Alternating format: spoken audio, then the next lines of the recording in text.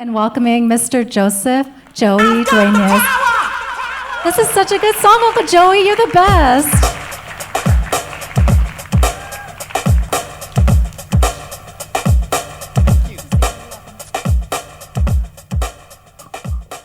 I'm old school. I use a piece of paper. Yeah, I'm really enjoying this. I'm a little bit more like Hope, though. I go back not pre-war. I want to go back before the Spaniards even thought they discovered us, because they came off the ocean and they were starving, didn't have fresh fruits, ran out of potable water, and came to Guam. And they said, "Hey, there's an island. Let's go there." And anyway, let me start by talking about, I enjoy coming to places where we have educators. And I'm remembered, one of my first experiences in public service was when I was 27 years old, and the late Governor Ricardo Bordallo, who liked to promote youth. By the way, all you young people, keep going. But he liked to promote youth, and so he put me on the board for the Board of Trustees for the Guam Community College when it was first started. And at 27 years old, I was the vice chairman of the board. The late Dr. John Salas was our provost at the time. The name has changed to president. But I bring this up because when I was thinking about this morning, I said, you know what? This reminds me of the first time I was involved in public service. And I was the acting chairman at the time because our board chairman, the late Juan C. Tenorio, was off island. And Dr. Salas said, you know, we're graduating some apprentices, and we need you to get up there and give them a talk and really encourage them to keep going on. And I said, okay, why? Why me? I'm not an educator. I'm a young kid. He said, no. So he advanced some arguments as to why I should get up and speak. First thing he said, Joey, you're a warm speaker. And not being an educator, right away, I ran to my dictionary and I looked up the word warm, not too hot. The next thing he said to me is, Joey, you're a model speaker. Okay. Ran back to my dictionary and looked it up, and it says model, small replica of the real big thing. I don't know. I said, John, are you trying to tell me something? Anyway, listen. Knowing language is very important. Words are very important. And really, sustainability means a lot of different things to a lot of different people. Can be. But generally, it means two things, I think. One, it means reducing our harm on the environment and ultimately reversing the harm that we have already caused. Or living within the resources of our earth without damaging our environment now or in the future. That's sustainability. They can also go into sustainable businesses, sustainable this, sustainable that, but it's really those two concepts, I think, that underpin all of this whole concept of sustainability. And like I said, I like going back to before Guam was when it was just us. And Guam really was sustainable. It was sustainable back then. And if you look back, we do have some record, not a lot of record, but you look back and you will see a record of early drawings of the Chamorro people when the Spaniards first came. And you see people, they didn't really have clothes on. Life was very easy. They lived along the beaches. They were gatherers. They wanted fruits. They went in the jungle and picked fruits. A lot of what they ate was either walking around, like chickens, or something else, or they went fishing. They lived on the beach. They didn't have a mortgage or anything else like that. There was no government. It was a very simple life. And I thought to myself once, I said, you know, that's really the life. Because now we work like real hard so that we can retire on the beach and go fishing when we want to. We were retired already. We were retired. There was no anything. You didn't need money. I mean, even the families, I'm glad the Archbishop left because, there was no religion. There was no marriage. There was cohabitation. Hey, you met somebody and you had a good time. Hey, kids came along, So that was really sustainable. That was perfect life. If you want to think back of the Garden of Eden, that, I think, comes pretty damn close. Really. How many of us want to retire? I'm retired. Yeah, you're retired. You're still working. But, I'm retired, but you know what? I find out you never stop working, which is a good thing.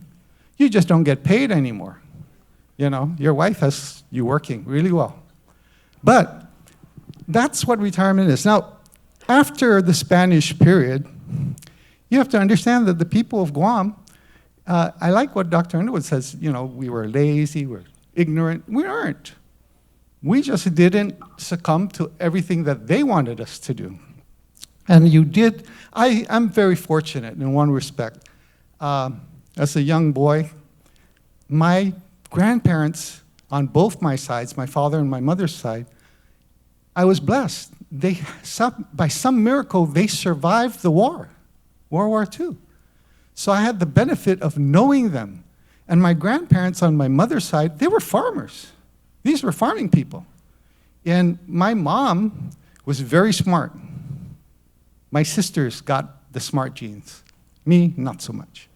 But she was very smart. And my grandfather, in those days, you had kids. Why? That was the farm hands. You went on and did the farming.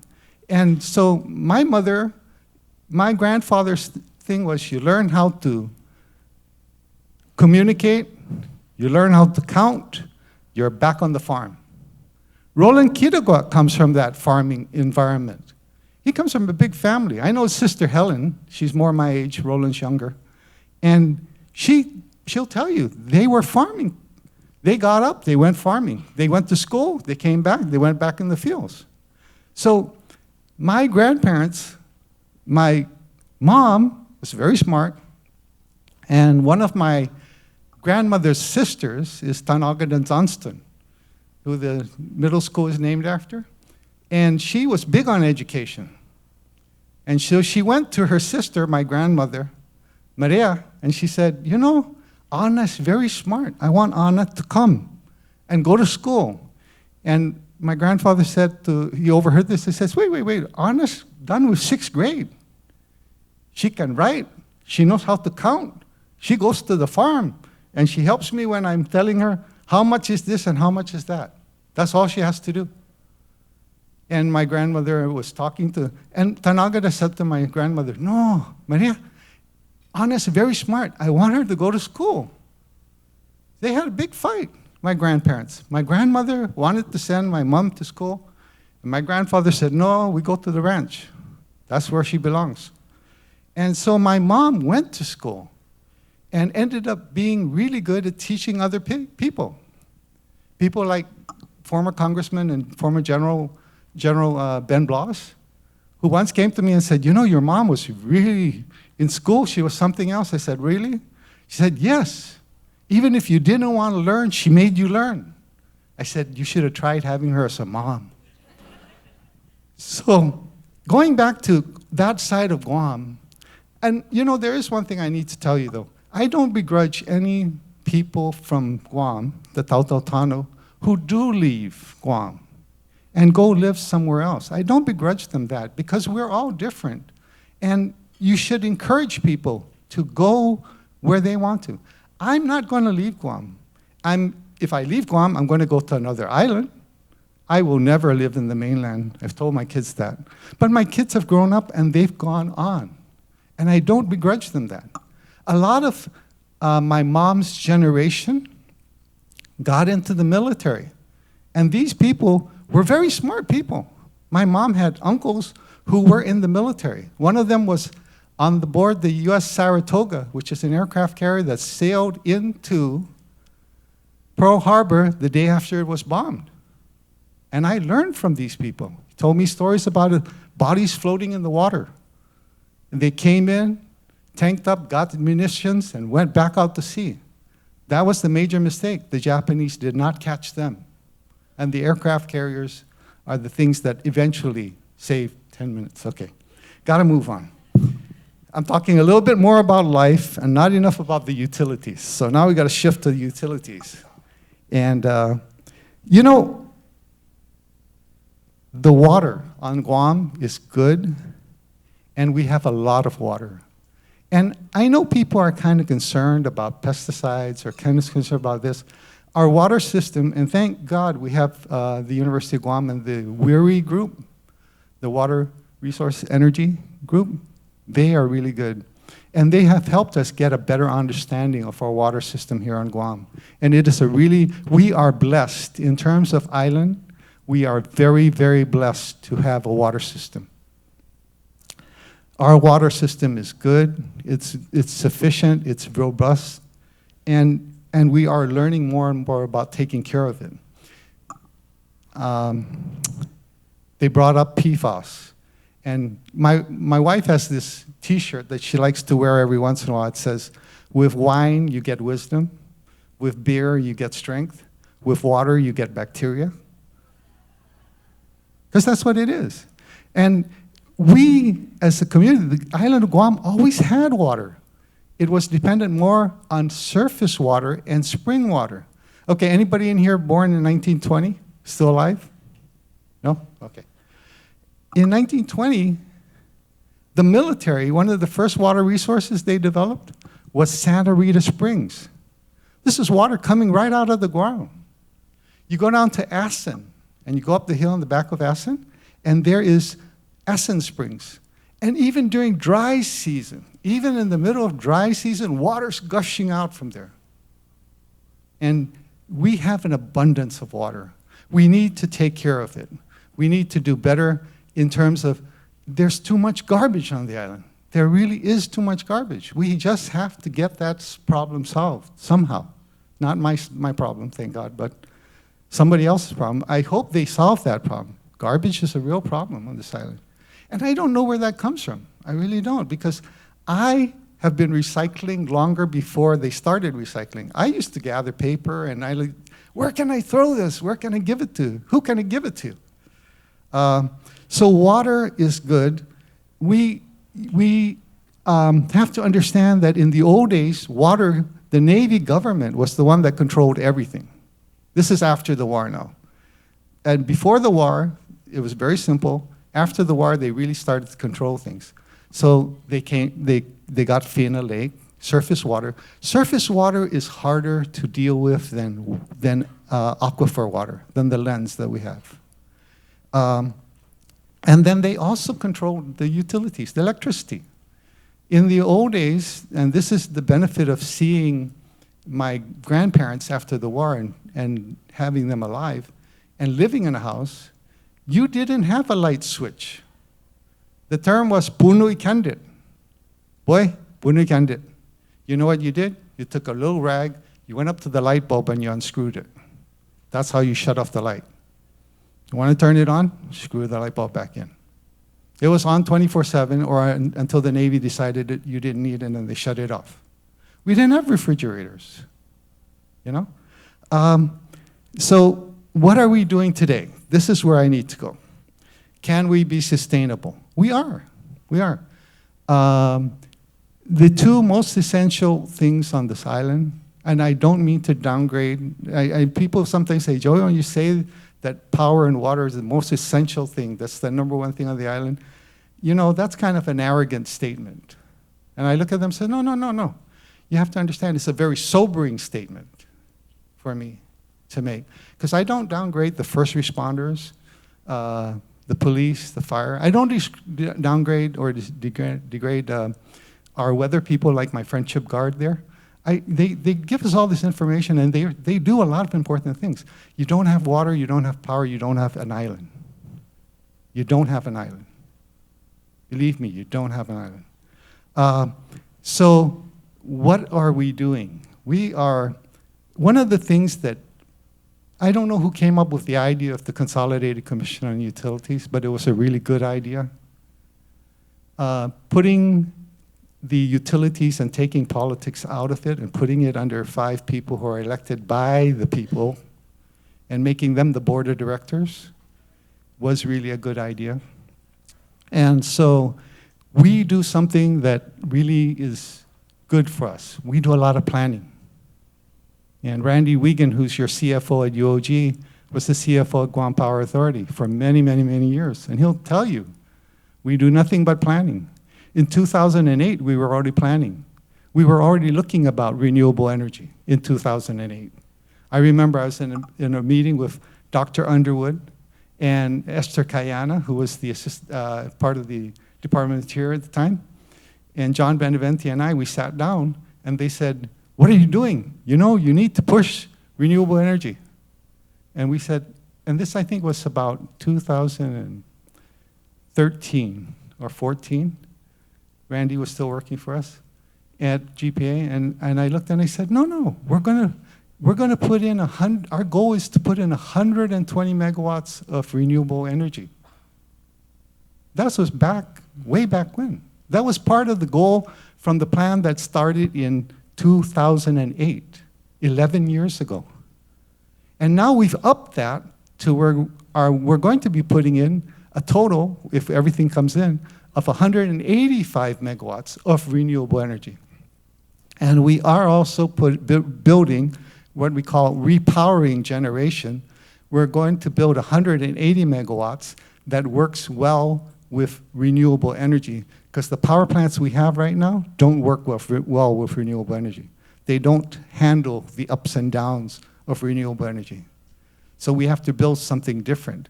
And that means we're going to close down the older plants that are polluting. Okay? So we are planning. Planning is a big thing. We never stop planning. The good people at GPA and GWA never stop planning. On the water side, we do nothing but planning. And there's a little difference. Let me explain something. Technology is good. Well, some of it. I'll tell you that this is the dumbest smartphone in this whole room because it has no data. I refuse to. It's a phone. It has a phone, and that's it. My grandson said, can I borrow your phone? I want to play a game. I said, I have no data. He looked at me and says, why do you have a phone? I said, it's called a phone. Okay? Now everybody, it's a computer. But on the water side, we do nothing but planning. But technology is an interesting thing because technology can be one of two things, in my opinion. It can be disruptive or it can be incremental. Disruptive can be very good. In the electricity side of the house, it's very disruptive. So we are beginning to control costs because it's disruptive. It's technology that's making us leap forward. It's renewable energy. And the renewable energy we have today is photovoltaic. It's not the end. I got a couple more minutes. Renewable energy is not the end. The photovoltaics, that's not it. There's more coming. There's more coming. Nuclear power may be coming. I don't know, but there's something else coming. Okay? And so we're looking, we're planning. On the water side, the technology is incremental. In other words, it's not disruptive, it's incremental. It's more processes, more chemicals, more filters. You know, how many of you used to remember, now some of you are real young, but people used to remember that we used to use this word turbidity. We talked about UGM, and we have turbidity. We have to shut plant down in UGM. We have turbidity. We haven't used turbidity in many years. And we've had heavy rains, and we've had lots of problems. But we've changed the way we operate the plant. We've changed the processes that go into using surface water and converting it into good water that you can drink. And so all these things, that's incremental. The problem is it raises cost. And so we have a 20-year plan to get back to solve a lot of problems. We have people who come to me and say, Joey, I don't have enough pressure in my house. I said, yeah, because you got an old 2-inch leaky line. Well, when are you going to change it? I said, it's part of the plan. In 20 years, we hope to spend over $1 billion, and We hope to correct a lot of problems and continue to deliver the water the community needs cleanly. Okay? That's what we're working on. That's called continuously planning, planning, and more planning. That's what I'm going to tell you is the future of Guam. We are being sustainable. We look forward to continue to give you the service. Part of the problem is the service has gotten good. You know, I mean, I don't know how many of you remember 6-hour load shedding. We had a catastrophic failure at 2 of our GPA plants, and there was no 6-hour load shedding. We continue to provide the service. We have good people, career people, and we do a lot of planning. I can't stress enough planning. By the way, I also want to say we are trying to do sustainability. So we've helped Austin out with the GPA has helped you with the house, demand side management on your sustainable house, right? And I don't know, it's Waterworks, because I told Waterworks they have to help you with your, like the toilet. You know, the more efficient toilets that use less water. Have we done that yet? Okay, and then we're going to give you a car. Yeah, it's out there. But you don't get the car yet until we put the charging station in, because we got to put the charging station in the house. And we're giving you the car not so that you can drive the car around Austin, but so that people can see how it will work. Yes, yes. By the way, you know what? And we have Nissan vehicles, but you know what? Getting the dealers to sell electric cars is really hard. There is a Hyundai Kona. There is a Hyundai Kona, because you know, I got to tell you, when you look at the electric vehicle, we have the Nissan Leaf, it's kind of like boring. It doesn't look sharp. You know, I'd like the Corvette, but that doesn't do it, okay? But it's kind of cute. But it's, yeah, but you know what? Hyundai is coming out with a vehicle, it's called the Hyundai Kona, and it's going to look, but it comes with a gas engine, a hybrid engine, I think, and an all-electric engine. So it's going to look cool. And well, I don't want gas either. In fact, GPA is working real hard right now to get a grant to buy a school bus, an electric school bus, for us to use with our school kids. Why are we doing this? Because we're trying to encourage the commercial vehicle population on the island and show them and say, you can do this too. One of the drawbacks is it's really expensive. One school bus is like 800 grand. That's an expensive school bus. Now we're getting a grant for some of it, but we have to cough up quite a bit of money too on our side. But we still want to get one. I've challenged GPA, I said, got to find some money. I want to do this. I want to show the people that haul all those big containers. I want to show the people who have those big tour buses that this does exist. And hopefully, if we convert over, the price will come down and you'll have a very clean environment. Okay? Because I'm going to tell you something. Automobiles provide more into our atmosphere than Guam Power does. You get more pollution from the automobile. We have 130,000, 140,000 vehicles running around the road. That's a lot of emission. And I go to eat at a restaurant, I get down. If it's fast food, I still get down. It kills me when people are waiting in that drive-through line because their cars are idling. I go and get down to go to my ATM. And people look at me, why are you doing that? I went to the bank this morning, and I had to go do some banking, and the teller said, Mr. Duenas, you should have just gotten into the drive-through line. I said, yeah, but there's a long line, and I'm idling and just spewing more into the atmosphere. So I park my car, I get down, I go inside, do my business, go to my ATM if I have to, go back, and then go in the car. And I try to walk more often. Now, Chip's more my peer group. And Chip, you and I happen to be blessed to be lucky and a little healthy because we don't look like 70-year-old people. See? We don't look like 70-year-old people. People look at me and say, you don't look like you're 70. Really? Yeah. Don't tell my wife that. She might say, wait a minute. But, you know, this is life on Guam. I encourage the younger people to continue to look for different things. It's all right. Keep looking. I have one final comment to tell you. In 1969, as a junior at Chaminade University, I participated in a outreach for the environment. Imagine in 1969, we were talking about, let's clean the environment. And I got up and we put up poster boards. We weren't modern like this, Austin. Austin's dad's my peer group. He's my classmate. But we weren't modern like this. We had to take out the magic markers and we drew on whiteboards and we were putting up signs all over the place. Clean up the environment, clean up the environment. We got to stop polluting the environment. And I want to tell you, we have. We, though, spend, I got to go back to one more thing on Waterworks, I forgot. Waterworks is so capital intensive. We have borrowed $540 million so far. I'm going to borrow a lot more. We've borrowed $540 million, and guess what? For that Agate Santa Rita wastewater plant that we put in, because before we put it in, it's operational now. We haven't cut the ribbon yet, but it's operational. Before we put it in, we were polluting the ocean off of Agate. We were polluting raw sewage into the ocean. We put that Agate Santa Rita plant in. We took out the Baza Gardens treatment plant and made it a pump station. It now pumps across the Cross Island Road.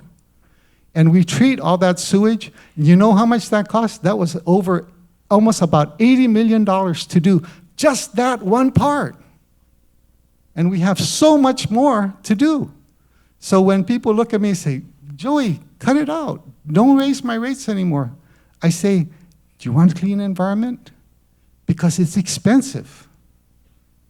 To not pollute the water off of Agate anymore, we've spent around $80 million and not pollute the Totsa River.